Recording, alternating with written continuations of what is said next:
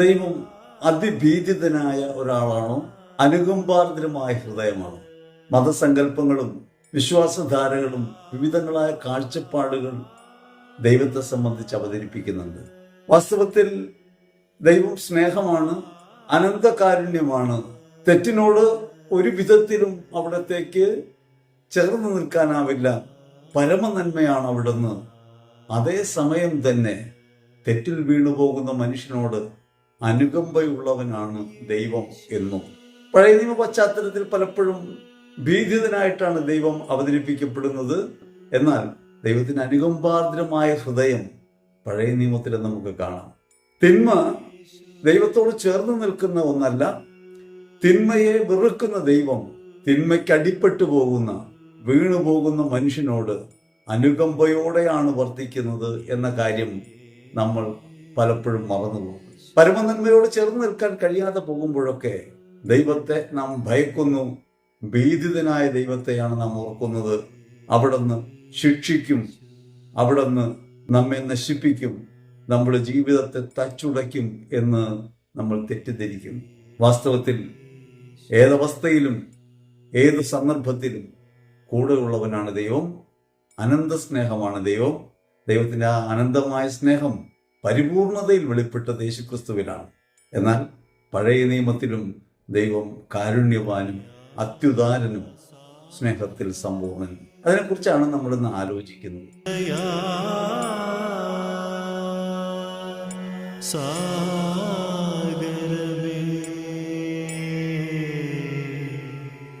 ഈശ്വരേറ്റവും പ്രിയപ്പെട്ടവരെ, തിരുവിഷ്ടം മീഡിയ ചാനലിലേക്ക് അവർക്ക് ഹൃദയപൂർവ്വം സ്വാഗതം. എവർക്കും ഈശോ കൃപയും സമാധാനവും. നോമ്പുകാലത്തിലെ നാളുകളിൽ ക്രിസ്തു നമുക്ക് വേണ്ടി സഹിച്ച പീഡകളെക്കുറിച്ച് ഓർക്കുകയും അവിടുത്തെ അനന്തമായ കാരുണ്യവും സ്നേഹവും നമ്മെ വീണ്ടെടുത്തു എന്ന കാര്യത്തിൽ നാം ശ്രദ്ധ പതിപ്പിക്കുകയും ചെയ്യുന്നു. കുറവും പോരായ്മയുള്ളവരാണ് നമ്മൾ, വീണുപോകുന്നവരാണ് നമ്മൾ. ബലഹീന പാത്രങ്ങളായിരിക്കെ ദൈവത്തിൻ്റെ സ്നേഹം നമ്മെ ബലപ്പെടുത്തുന്നു. അവിടത്തിൽ ആശ്രയിച്ചു നിൽക്കാൻ, അവിടത്തിൽ ശരണപ്പെടാൻ അവിടുന്ന് നിരന്തരം നമ്മോട് പറയുന്നു. വിശുദ്ധ യോഹന്നാന്റെ സുവിശേഷത്തിൽ 8-ാം അധ്യായത്തിൽ 1 മുതൽ 11 വരെ തിരുവചനങ്ങളിൽ ദൈവത്തിന്റെ അനന്തമായ സ്നേഹത്തിന്റെ പ്രഖ്യാപനം നമുക്ക് കാണാൻ പറ്റും. ഈശോയെ വാക്കിൽ കൊടുക്കാൻ വേണ്ടി ആഗ്രഹിക്കുന്ന, ഈശോയിൽ തെറ്റാരോപിക്കാൻ, നിയമത്തിന് എതിരാണ് യേശു എന്ന് പറയാൻ ആഗ്രഹിക്കുന്ന യഹൂദർ യേശുവിന്റെ മുൻപിലേക്ക് വ്യഭിചാരത്തിൽ പിടിക്കപ്പെട്ട ഒരു സ്ത്രീയെ കൊണ്ടുവരികയാണ്. വ്യഭിചാരത്തിൽ പിടിക്കപ്പെട്ട സ്ത്രീകളെ കല്ലെറിഞ്ഞു കൊല്ലണം എന്നാണ് യഹൂദ നിയമം അനുശാസിക്കുന്നത്. അവിടെ പുരുഷൻ തെറ്റുകാരനല്ല, അവൻ ശിക്ഷിക്കപ്പെടുന്നില്ല, പക്ഷേ സ്ത്രീ ശിക്ഷിക്കപ്പെടും. അങ്ങനെ കുറ്റക്കാരിയായി വിധിക്കപ്പെട്ട് കല്ലെറിഞ്ഞു കൊല്ലാൻ വേണ്ടി ഒരു സ്ത്രീയെ അവർ അവന്റെ മുൻപിലേക്ക് കൊണ്ടുവരുന്നു. നിയമത്തെ സംബന്ധിച്ച് യേശു എന്താണ് പറയുക? മോശയുടെ നിയമം ലംഘിക്കാൻ അവൻ പറയുമെന്നാണ് അവർ പരിശോധിക്കുന്നത്. നിയമം ദൈവത്താൽ നൽകപ്പെട്ടതാണ്. ആ 10 കൽപ്പനകളെ 613 നിയമങ്ങളും വിലക്കുകളുമാക്കി മാറ്റിയ യഹൂദ മതം, ആ മതത്തിന്റെ അനുശാസനത്തിനെതിരായി ക്രിസ്തു നിൽക്കുന്നുവോ എന്ന് പരിശോധിക്കാൻ വേണ്ടിയാണ് ഈ സ്ത്രീയെ അവന്റെ മുൻപിൽ കൊണ്ടുവരുന്നത്. അവൻ ഒരു മരച്ചുവട്ടിലിരുന്ന് നിലത്ത് എഴുതിക്കൊണ്ടിരിക്കുക, നിലത്ത് ചിത്രങ്ങൾ വരയ്ക്കുക. അവന്റെ മുൻപിൽ ഈ സ്ത്രീയെ കൊണ്ടുവന്ന് നിർത്തിയിട്ട്, ഇവൾ വ്യഭിചാരത്തിൽ പിടിക്കപ്പെട്ടവളാണ്, മോശയുടെ നിയമത്തിൽ ഇവളെ കല്ലെറിഞ്ഞു കൊല്ലണമെന്നാണ് പറഞ്ഞിട്ടുള്ളത് എന്ന് പറയാം. നിയമം നീതിനിഷ്ഠമായിരിക്കും. നീതി നിഷേധിക്കപ്പെടുന്ന നിയമം നിയമമല്ല. നിയമത്തിന് ഒരു അക്രമ സ്വഭാവമുണ്ട്. അത് പലപ്പോഴും മനുഷ്യനീതിയെ പോലും അവഗണിക്കും. ദൈവനീതി കാരുണ്യമാണ്, സ്നേഹമാണ്. കാരുണ്യവും സ്നേഹവും നിഷേധിച്ചുകൊണ്ട് നിയമം നടപ്പാക്കുന്നവനാണോ ദൈവം? ദൈവം നിഷ്ഠൂരനായി അവതരിപ്പിക്കപ്പെടുന്നത് ഇപ്രകാരം മതങ്ങൾ ദൈവത്തിന്റെ നാമത്തിൽ നടത്തുന്ന പ്രവൃത്തികൾ വഴിയാണ്.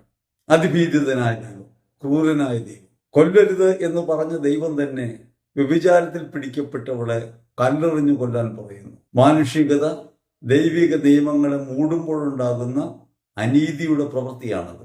നിയമത്തിൽ പറഞ്ഞിട്ടുള്ളത് നിയമം കൊണ്ട് തന്നെ നിഷേധിക്കുന്ന നീതികേടിന്റെ പ്രവൃത്തിയാണ് യേശുവിന്റെ മുൻപിൽ അരങ്ങേറുന്നത്. യേശു നിലത്ത് ചിത്രം വരയ്ക്കുകയാണല്ലോ.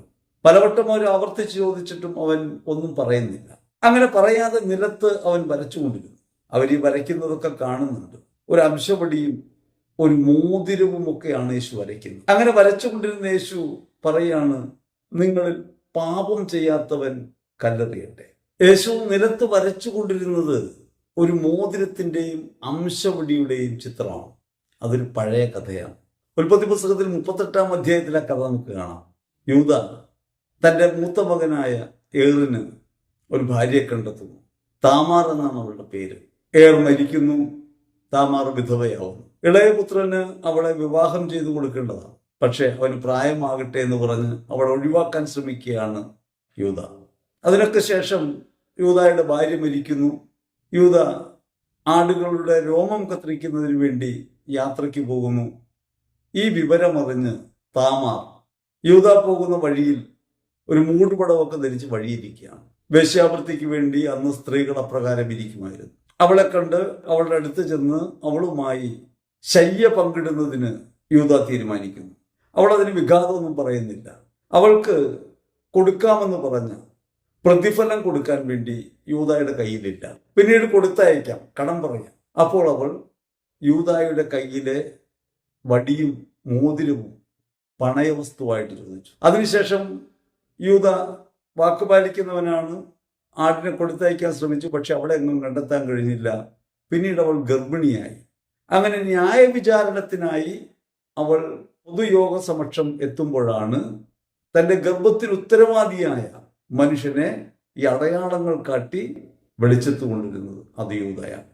ഈ ഒരു സംഭവം യഥാർത്ഥത്തിൽ 2 ചിത്രങ്ങളിലൂടെ ഈ സമൂഹത്തിന് മുമ്പിൽ കൊണ്ടുവരികയാണ്. അവരുടെ പൂർവ്വ പിതാവ് ചെയ്ത ഒരു തിന്മയെ അവരുടെ മുൻപിൽ അവതരിപ്പിക്കുകയാണ് യേശു. എന്നിട്ടാണ് യേശു പറയുന്നത്, നിങ്ങളിൽ പാപം ചെയ്യാത്തവൻ ആദ്യം ഇവിടെ കല്ലെറിയട്ടെ.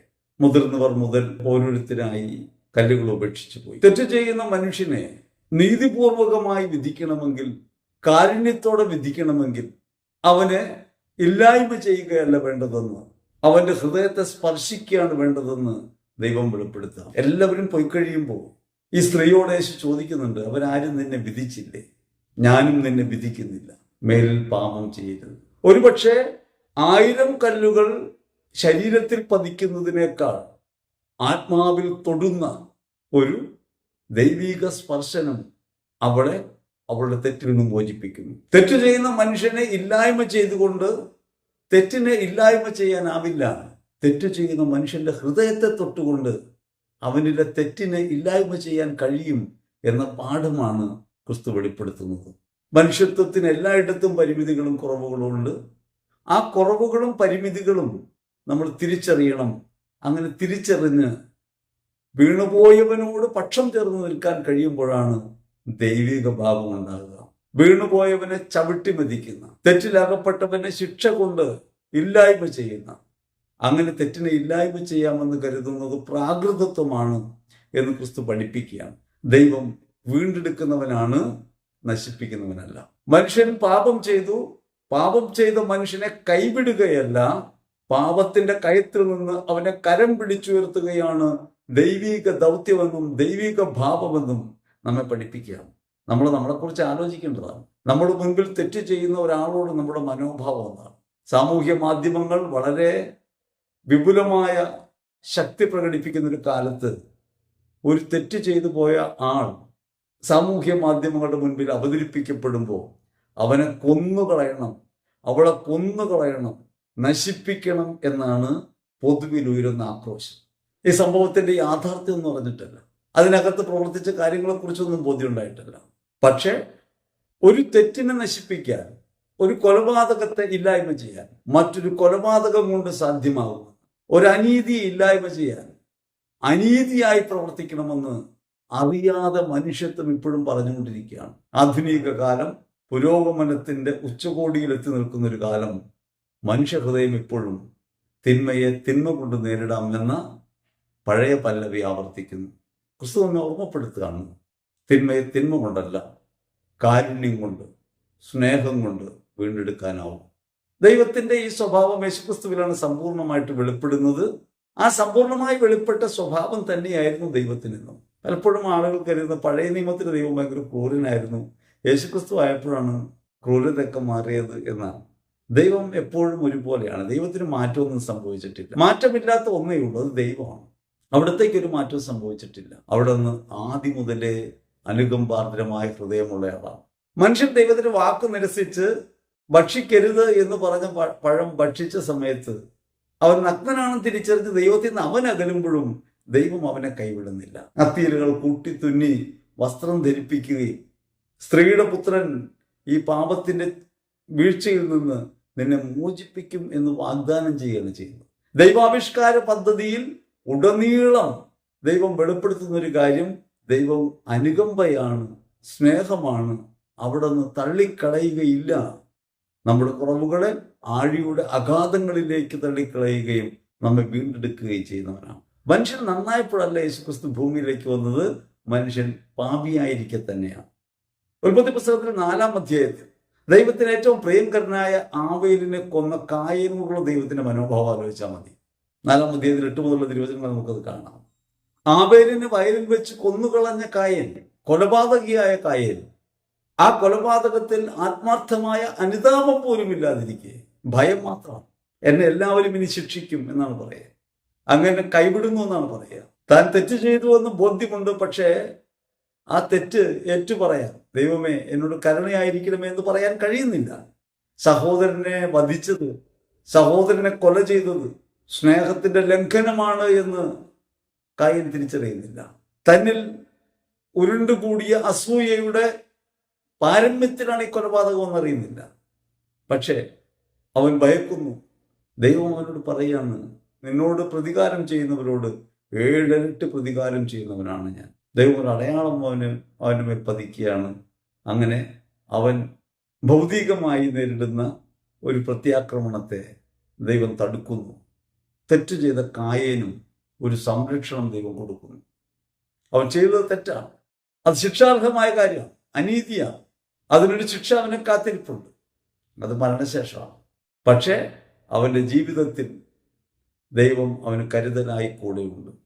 ദൈവത്തിന്റെ മനസ്സ് എപ്രകാരമാണ് പ്രവർത്തിക്കേണ്ടതെന്ന് 1 സാമുവേലിന്റെ പുസ്തകം 24-ാം അധ്യായം 1 മുതൽ 8 വരെ തിരുവചനങ്ങളെ കാണാം. ദാവീദിനെ കൊല്ലാൻ സാവൂൾ പാഞ്ഞു നടക്കണം. സാവൂളിൽ നിന്ന് ഓടി അകന്നുകൊണ്ടിരിക്കുകയാണ്. ആ ഓട്ടത്തിനിടയ്ക്ക് സാവൂൾ ദാവീദിന്റെ കയ്യിലാക്കപ്പെടും. വിസർജ്യത്തിനായി ഗുഹയിൽ കയറിയ സമയത്ത് ദാവീദ് അവിടെയുണ്ട്. കൂടെയുള്ള അനുചരന്മാർ പറയുന്നുണ്ട്, കയ്യിൽ ഒത്തു കിട്ടിയതാ, ശത്രുവാ, നിന്നെ കൊല്ലാൻ നടക്കുന്നവനാ, കൊന്നുകളയാം. ദാവീദ് അത് ചെയ്യുന്നില്ല. പകരം സാവൂളിന്റെ വസ്ത്രത്തിന്റെ ഒരു തുമ്പ്, ഒരു വിളുമ്പ് മുറിച്ചിടും. എന്നിട്ട് പിന്നീട് പറയുന്നുണ്ട്, അങ്ങ് എൻ്റെ കയ്യിൽ ഏൽപ്പിക്കപ്പെട്ടതാണ്, പക്ഷേ കർത്താവിൻ്റെ അഭിഷിക്തനെ തൊട്ടുപോകരുത്. ദൈവം കാരുണ്യമാണ്. ദൈവം പകരം ചോദിക്കുന്നവനല്ല. ഭീതിതനായി മതം അവതരിപ്പിക്കുന്ന ദൈവം അനന്ത കാരുണ്യമാണെന്ന കാര്യമാണ് അവിടെ നമുക്ക് കാണാൻ പറ്റുക. ദൈവത്തിനായിരിക്കുന്നവർ, ദൈവത്തിൽ അഭിഷേചത്തിലാണ് നമ്മൾ ഓരോരുത്തരും. അവൻ നമ്മുടെ അകമയുണ്ട്. ആ അകമയുള്ള നമ്മളും കാരുണ്യമാണ് പ്രകടിപ്പിക്കേണ്ടത്. നീതി കാരുണ്യമാണ് എന്ന് ഓർക്കണം. 1 യോഹന്നാൻ 1-ാം അധ്യായം 5 മുതൽ 10 വരെ തിരുവചനങ്ങളിൽ നാം എപ്രകാരമായി ഇരിക്കണം ക്രിസ്തുവിൽ ജീവിക്കേണ്ടതിനെ കുറിച്ച് പറയുന്നുണ്ട്. ദൈവം പ്രകാശമാണ്, ആ പ്രകാശത്തിൽ അന്ധകാരമില്ല.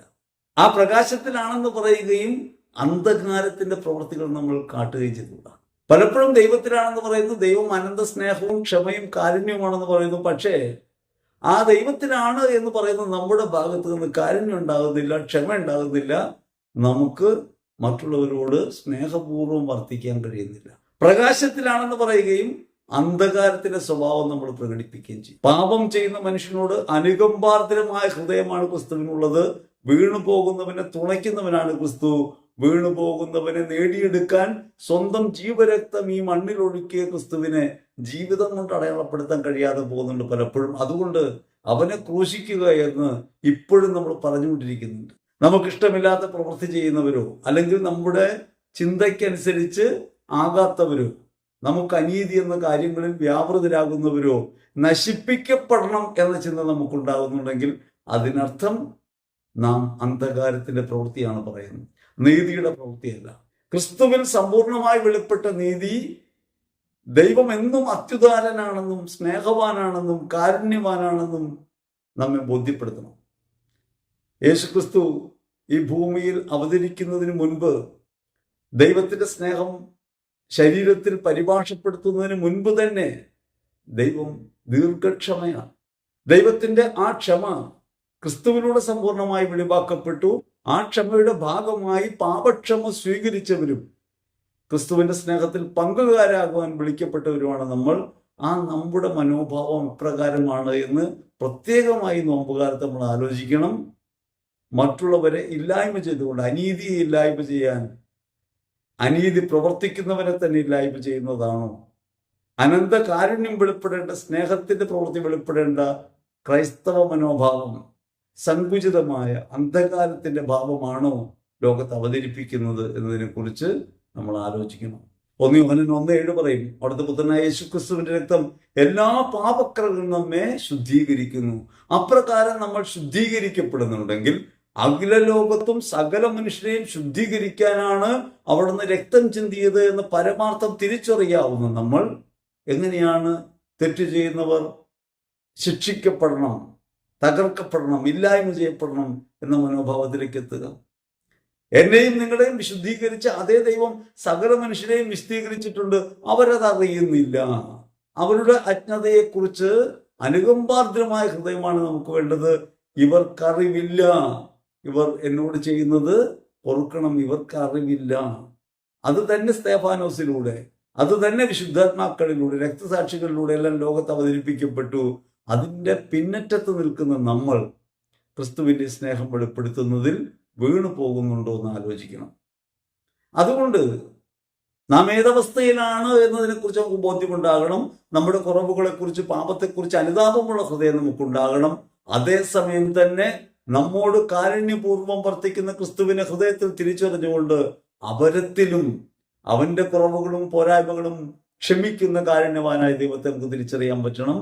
നമ്മൾ നമ്മുടെ കുറവുകൾ ക്ഷമിക്കുന്ന ദൈവത്തിന്റെ സ്നേഹം അനുഭവിക്കുന്നുവെങ്കിൽ ആ സ്നേഹം ലോകത്തിന് മുമ്പിൽ വെളിപ്പെടുത്തേണ്ടത് നമ്മുടെ പ്രവൃത്തികളിലൂടെയാണ്. അങ്ങനെ നമ്മളെ തന്നെ വിശുദ്ധീകരിച്ചുകൊണ്ടും സ്നേഹത്തിന്റെ പ്രഖ്യാപനമാക്കി നമ്മുടെ ജീവിതം മാറ്റിക്കൊണ്ടും മാത്രമേ തിന്മയുടെ മേൽ വിജയം നമുക്ക് നേടാനാവൂ.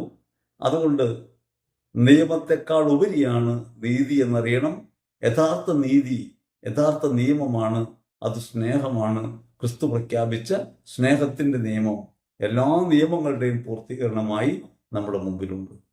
ആ സ്നേഹത്തിന്റെ നിയമത്തെ എപ്രകാരമാണ് നമ്മുടെ ജീവിതം കൊണ്ട് ലോകത്തിന് നമ്മൾ അനുഭവപ്പെടുത്തുക എന്നത് ഗൗരവമായി നമ്മൾ ചിന്തിക്കേണ്ട വിഷയമാണ്. പ്രത്യേകിച്ചും നോമ്പിന്റെ നാളുകളിൽ, ആത്മപരിശോധനയുടെയും ആത്മപരിത്യാഗത്തിൻ്റെയും നാളുകളിൽ ഹൃദയപൂർവകമായ ഒരു പരിശോധന ഉണ്ടാകണം. അവരത്തോടുള്ള നമ്മുടെ മനോഭാവത്തെ ക്രിസ്തുവിൽ നവീകരിക്കാൻ നമുക്ക് കഴിയുമ്പോൾ മാത്രമേ ലോകത്തിൽ സ്നേഹമായി, പ്രകാശമായി ദൈവത്തെ അനുഭവപ്പെടുത്താൻ നമുക്ക് കഴിയൂ. ക്രിസ്തുവിന് സാക്ഷ്യമായി ജീവിക്കാൻ നമുക്ക് കഴിയും. ഈ ഒരു ബോധ്യം നമ്മുടെ ഹൃദയത്തിൽ ഉണ്ടാകണം. പരിശുദ്ധാത്മാവ് നമ്മുടെ കുറവുകളും പോരായ്മകളും പരിഹരിച്ച് ക്രിസ്തു സ്നേഹത്തിൻ്റെ പ്രകാശം ലോകത്ത് പരത്താൻ നമ്മെ സഹായിക്കട്ടെ. ദൈവമെല്ലാവരെയും സമൃദ്ധമായി അനുഗ്രഹിക്കട്ടെ. ആമേൻ.